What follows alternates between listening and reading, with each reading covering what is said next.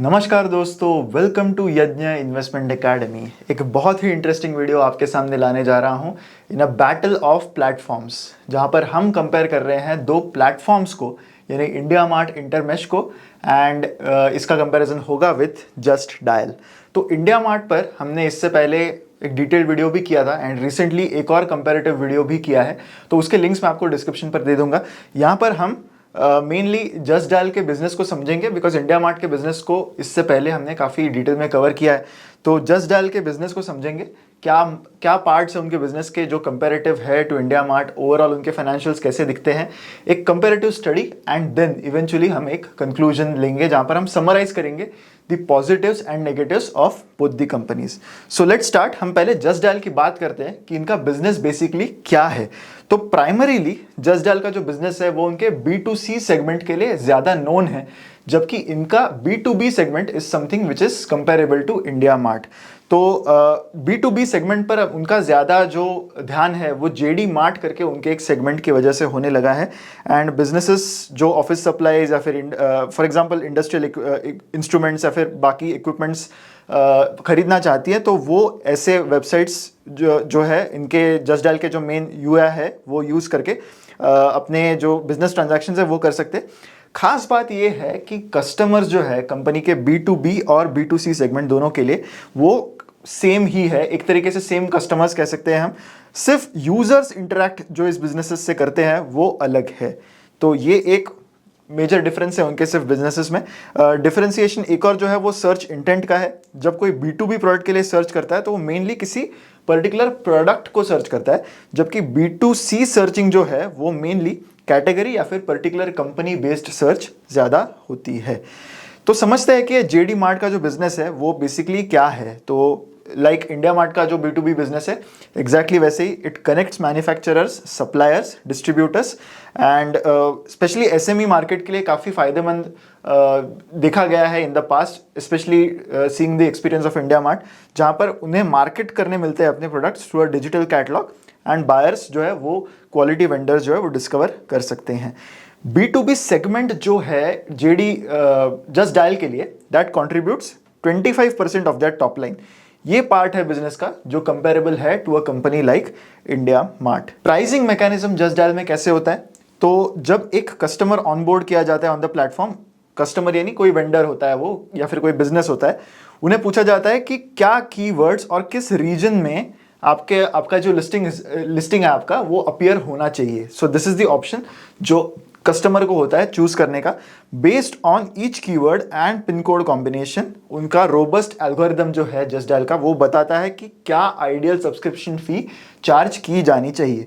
Company के पास 40 million keywords है and 12,000 pin codes है उनके डेटाबेस में, तो उस हिसाब से उनका algorithm based on that data उन्हें बताता है।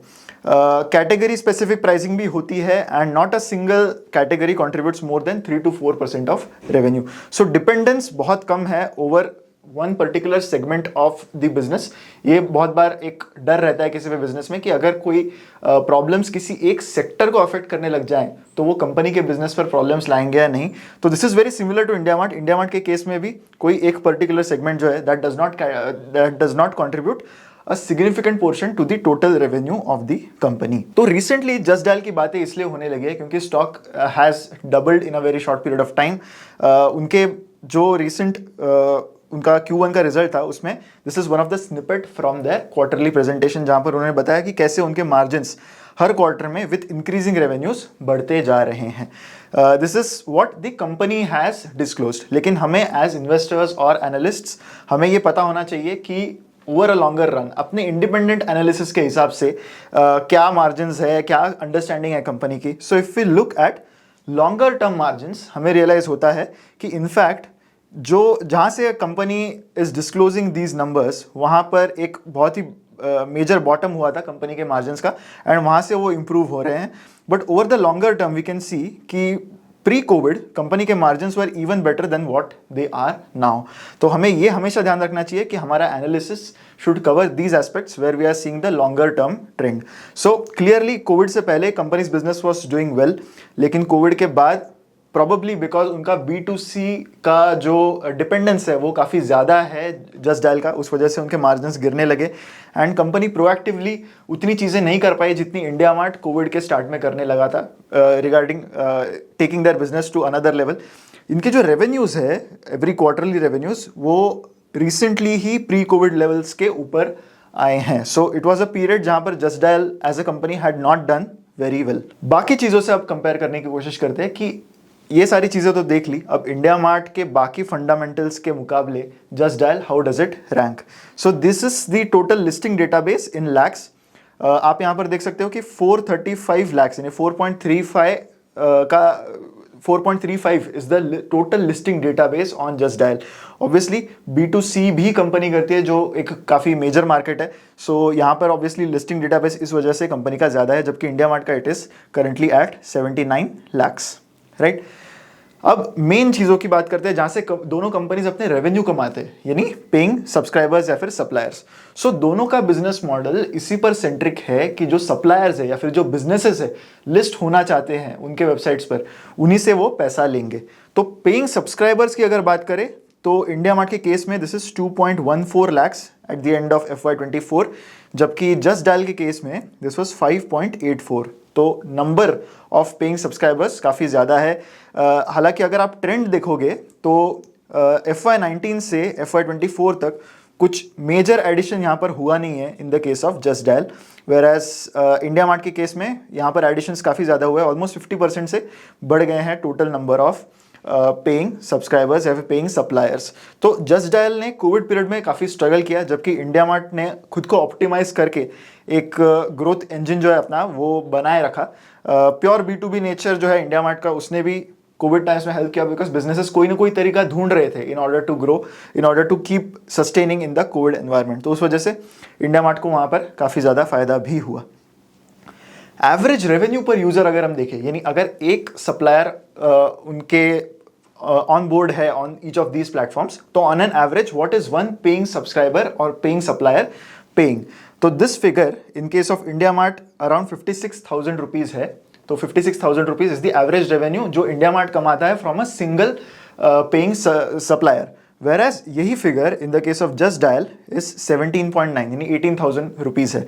तो एक ट्रेंड आप यहाँ पर देख सकते हो कि टोटल पेइंग सब्सक्राइबर्स ये जस्ट डायल के ऑलमोस्ट 3 टाइम्स है, 3 टाइम्स से थोड़े से कम है कंपेयर टू इंडिया मार्ट, और उनके जो एवरेज रेवेन्यू पर यूजर है दैट इज अराउंड 1/3। तो इस वजह से दोनों कंपनीज के रेवेन्यूज, टोटल रेवेन्यूज अगर हम देखें तो they are somewhere equal because of this, because Just Dial के जो नंबर ऑफ सप्लायर्स है, नंबर ऑफ पेइंग सब्सक्राइबर्स है, they are 3 times more, but average revenue per user is 1/3। एक और इंपॉर्टेंट मेट्रिक जिससे हम कंपेयर कर सकते हैं that is the conversion rate, right. Total subscribers या फिर टोटल सप्लायर्स तो लिस्टेड बहुत है, लेकिन उसमें से कितने परसेंटेज है जो पेइंग सप्लायर्स है या फिर पेइंग सब्सक्राइबर्स है, ये रेशियो इंडिया मार्ट के लिए 2.7% है, जबकि जस्ट डायल के केस में this is 1.3%। Again B2C nature of Just dial ये भी एक रीज़न हो सकता है।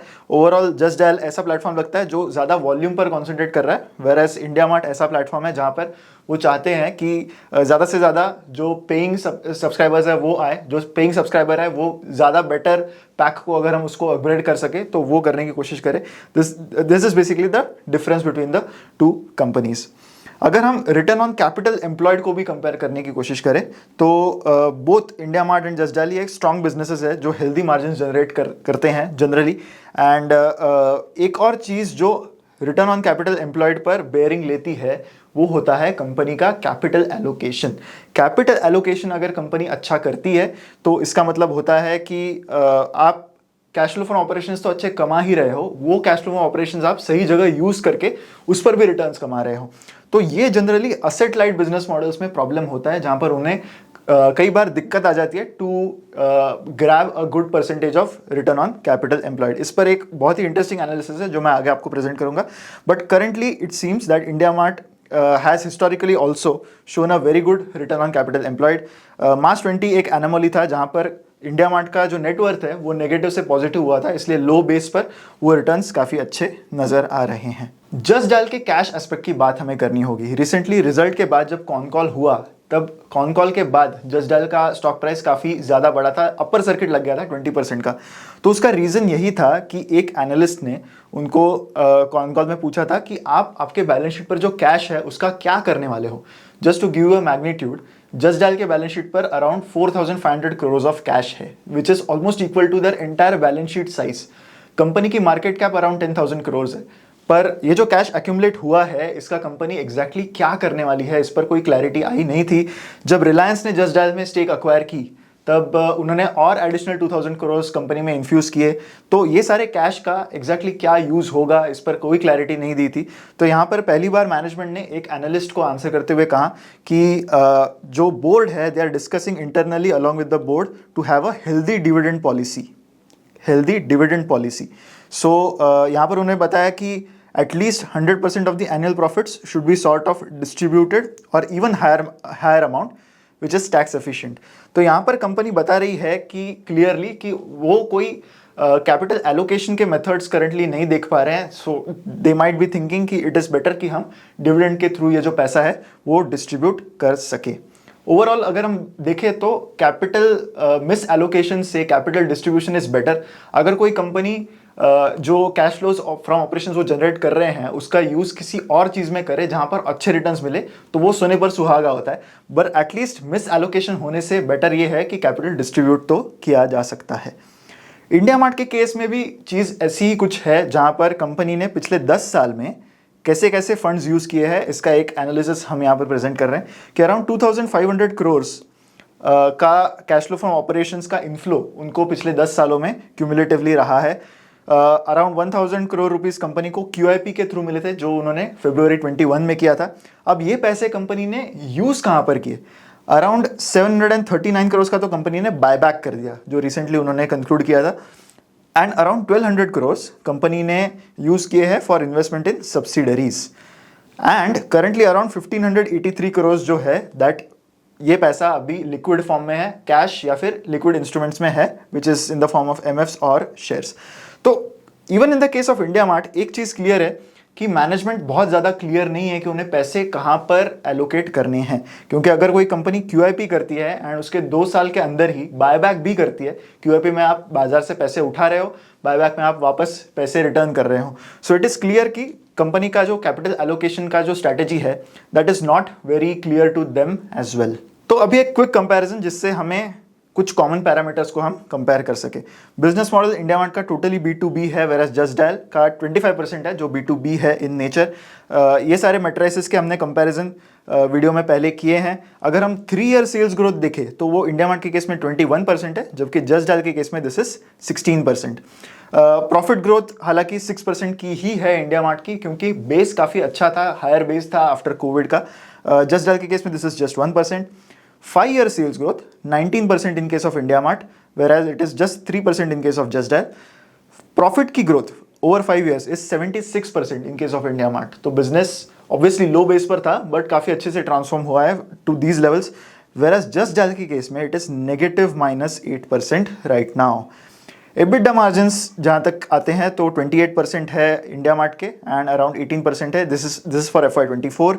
ROCs एंड ROE दोनों ही इंडिया मार्ट के बेटर है compare to Just Dial. Cash as a percentage of balance sheet size, cash या फिर लिक्विड एसेट्स, जस्ट डायल के केस में it is a very big figure. 95% of the balance sheet size is basically liquid instruments और cash. Promoters India Mart के case में दिनेश अग्रवाल जी इनके promoter है, वेराज just dial को अक्वायर किया था रिलायंस रिटेल ने। रिलायंस रिटेल का 64% शेयर है इन जस्ट डायल राइट नाउ, जबकि इंडिया मार्ट के प्रोमोटर्स का 49% है। ओवरऑल अगर हम देखें तो जो इंस्टीट्यूशनल होल्डिंग है वो भी काफ़ी अच्छी है इंडिया मार्ट के केस में, whereas it is just single digits in case of Just Dial. Valuations अगर देखें तो इंडिया मार्ट का स्टॉक करंटली अराउंड 50 के PE रेशियो पर है, which is close to its 3 year median PE and 5 year median PE। Just Dial के case में current PE ratio is 30 times of its earnings, 3 year median P 50 था, लेकिन 5 year median P is 23। तो काफ़ी volatility दिखी है इनके valuations में भी, क्योंकि बिजनेस डायनामिक्स बहुत चेंज हुए हैं। ओवरऑल अगर हम देखें तो एक समराइज्ड वे में हम दोनों कंपनीज को यहाँ पर कंक्लूड करने की कोशिश करते हैं। सबसे पहले इंडिया मार्ट की बात करते हैं। पॉजिटिव चीज़ ये है यहाँ पर कि कंपनी का बहुत अच्छा मार्केट शेयर है B2B मार्केट प्लेस में, एंड डेफिनेटली उनका एक काफ़ी स्ट्रॉन्ग ब्रांड है इन दी SME B2B market segment. Average revenue पर यूज़र ये काफ़ी स्ट्रांग है कंपनी का, एंड लोअर चर्न है इन द प्रीमियम प्लान्स, यानी जो भी कस्टमर्स हैं उनके जो हायर प्लान्स को अडॉप्ट करते हैं, ज़्यादा पैसे देते हैं इंडिया मार्ट को फॉर अ बेटर लिस्टिंग, उनमें चर्न यानी उनमें नॉन रिन्यूअल के केसेस जो है वो बहुत कम दिखे हैं। जो भी चर्न हो रहा है यानी जो भी कस्टमर्स आर शिफ्टिंग, कोई कस्टमर्स है जो नए आ रहे हैं, कुछ कस्टमर्स है जो रिन्यू नहीं कर रहे हैं, वो मेनली उनका मिड पेइंग सेगमेंट में हो रहा है। Mid paying segment is the problem for India mart right now. Capital allocation ancillary business में किया जा रहा है। कुछ एंसिलरी बिजनेस है जैसे बीजी इन्फोटेक उनकी एक कंपनी है, इसके अलावा और भी कुछ अकाउंटिंग एंड रिलेटेड इंडस्ट्रीज में उनके इन्वेस्टमेंट्स है। तो यहाँ से this could either be a very big success और अ फेलियर फॉर देम। एक तरीके से हम कह सकते हैं कि इन्फोएज जिस प्लेस पर 10-12 साल पहले था वहाँ पर इंडिया मार्ट हो सकता है in case of investments. So ये सक्सेस होंगे या नहीं, only time will tell, but right now the company is trying to invest in some ancillary businesses. Negatives जहाँ तक आते हैं तो हाई चर्न एक मेजर इशू है कंपनी के लिए, यानी मिड सेगमेंट में बहुत ज़्यादा चेंजेस हो रहे हैं कस्टमर्स में। A lot of customers are not happy with some of the products जो मिड पेइंग सेगमेंट्स में होते हैं वो, एंड इस वजह से पहले कंपनी के प्लान्स काफ़ी एम्बिशियस थे टू ऐड कस्टमर्स, पर वो अब मटेरियलाइज नहीं हो पा रहे हैं, and the company still quite unclear कि वो कैश का यूसेज कैसे करने वाले हैं। अगर कोई कंपनी QIP एंड बायबैक दोनों ही 2 साल के अंदर करती है तो वो क्लियर है कि कैपिटल एलोकेशन या फिर पैसे कहाँ यूज़ करने हैं, ये कंपनी को ज़्यादा क्लियर नहीं है। जस्ट डायल को आप समराइज कर लेते हैं। The positives in Just Dial are कि एक तो रिलायंस इंडस्ट्रीज की बैक्ड कंपनी है, तो यहाँ पर सिनर्जी अपॉर्चुनिटीज काफ़ी ज़्यादा हो सकती है अगर वो यूज़ की जाए तो। मैनेजमेंट काफ़ी फोकस्ड है कोर बिजनेस पर, एंड रिसेंटली उन्होंने ग्रोथ अच्छी दिखाई है, मार्जिन्स भी बढ़ते जा रहे हैं, तो एक रिकवरी दिख रही है from the COVID lows, and 100% dividend pay out अगर ये कंपनी करती है तो वो एटलीस्ट कैपिटल मिस एलोकेशन से तो बेटर ही चीज़ है। नेगेटिव्स अगर हम देखें तो बिजनेस हिस्टोरिकली बहुत वोलेटाइल रहा है। Just Dial actually as a company start हुई थी 1996 में, लेकिन मैनेजमेंट की हिस्ट्री है कि they have not been that proactive and dedicated to one strategy in the past. वो कोविड के टाइम्स में भी दिखा, एंड वो उनके वोलेटिलिटी को देख कर भी हमें पता चल जाता है कि this has been the case with a company like Just Dial. Reliance की बहुत अच्छी हिस्ट्री नहीं है ऑफ मेकिंग एक्विजिशंस वर्क। तो अगर हम एग्जांपल्स देखें, Den Networks, Hathway Cables, Netmate, Saavn, Dunzo, most of the investments that Reliance has done, most of the acquisitions that Reliance has done, they have more or less failed। तो ये एक problem हो सकता है, क्योंकि रिलायंस जैसी कंपनी को, एक 10,000 करोड़ मार्केट कैप वाली कंपनी को अक्वायर करने के पीछे क्या रीजंस हो सकते हैं, it is not yet very clear. So that is also an issue with Just Dial. So ये था हमारा comparison of India Mart versus Just Dial. Overall I think as a business model India Mart का business model काफ़ी ज़्यादा robust है, but currently it is going through a lot of headwinds. तो ये एक कंसर्न है इंडिया मार्ट के business के लिए।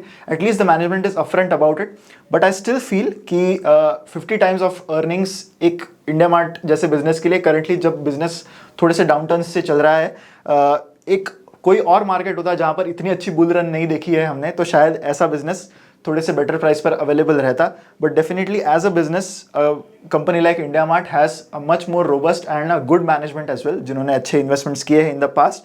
वैल्यूएशंस एक कंसर्न है I feel at a P ratio of 50, where Just Dial के केस में ऑल्दो वैल्यूएशंस अच्छे हैं currently 30 times of its earnings, I still feel कि अभी भी वो एक रिकवरी फेज में ही है, and how the company does over the long term ये एक मेजर डाउट है in case of a company like Just dial. इसी के साथ हमारा यह वीडियो कंक्लूड होता है। अगर आपको वीडियो अच्छा लगा है तो लाइक ज़रूर कीजिए एंड शेयर कीजिए इस वीडियो को विद मैक्सिमम पीपल। चैनल को सब्सक्राइब करना मत भूलिए। मिलेंगे अगले वीडियो में। Thank you so much.